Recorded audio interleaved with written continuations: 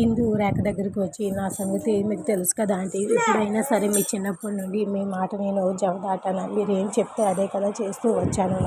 నా గురించి మీకు తెలీదా ఆంటీ, ఎందుకంటే ఇలా మాట్లాడి నన్ను బాధ పెడుతున్నారు అనేసి ఏడుస్తూ రేఖ ముందైతే నటించేస్తూ ఉంటుంది.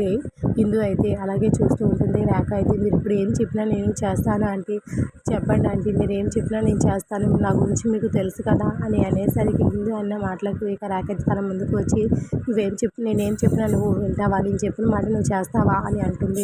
తప్పకుండా ఆంటీ, చెప్పండి, మీరు ఏం చేయమంటే నేను అదే చేస్తాను అని చెప్పి ఇందు అయితే మాట్లాడుతూ ఉంటుంది. ఇక ఇందు అలా ఎమోషనల్గా మాట్లాడేసరికి ఇక రేఖ అయితే తనని లాక్ చేయాలని చూస్తూ ఉంటుంది. అయితే సరే, నువ్వు పెళ్లి చేసుకున్నావు కదా, వెంటనే నీ భర్తకు నువ్వు విడాకులు ఇచ్చేయాలి అని చెప్పి ఇక రేఖ చెప్పిన మాట వినగానే అక్కడున్న ఇందు అయితే షాక్తో అలాగే చూస్తూ రేఖను చూస్తూ ఉండిపోతుంది. ఇందు అలా రేఖ అడిగేసరికి అక్కడున్న రాజు కూడా ఏం చెప్తుందో అనేసి రాజుతో పాటు అందరూ కూడా అలాగే ఇందు వైపు చూస్తూ ఉంటే రేఖ వాళ్ళ వదిన కూడా రేఖ అలాంటి ఏం మాట అంటుందని తెలియక తన వైపే షాక్తో అలాగే చూస్తూ ఉండిపోతూ ఉంటుంది. రేఖ విడాకులు ఇవ్వమని కానీ ఇందు ఏమి సమాధానం చెప్పదు, ఏం సమాధానం చెప్తుందా అనేసి అందరూ కూడా అలాగే ఇందు వైపు చూస్తూ ఉంటే రేఖ ఇలాంటి ప్రశ్న అడుగుతుందని తెలియని ఇందు అయితే ఏం చెప్పాలో తెలియక అలాగే కాసేపు ఆలోచించి తర్వాత ఇలా మాట్లాడుతూ ఉంటుంది. ఇందు అన్న మాటలకు ఇక అక్కడున్న రేఖ అయితే పూర్తిగా షాక్లోకి వెళ్ళిపోతూ ఉంటుంది. మరి రేఖ ఏం చెప్పింది అసలు,